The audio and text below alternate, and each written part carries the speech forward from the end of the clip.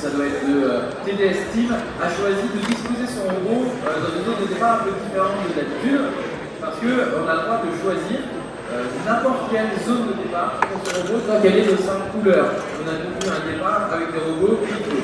Vous avez une forme assez intéressante hein, du coup, ce robot de TDS Team. On dirait presque qu'il y en a un en fait. Exactement, c'est ce que je disais. Avec toutes ces plantes, on dirait qu'il se trouve dans la nature.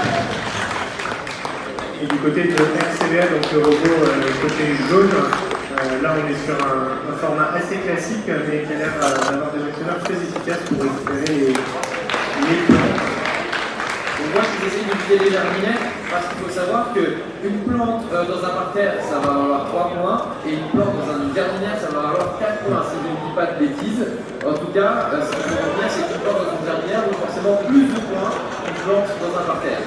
Et il faut du coup pour aller dans la jardinière être capable de surélever la plante au-delà de la bordure. Donc c'est quand même une action beaucoup plus difficile que juste, que de les glisser sur la table. Quoi.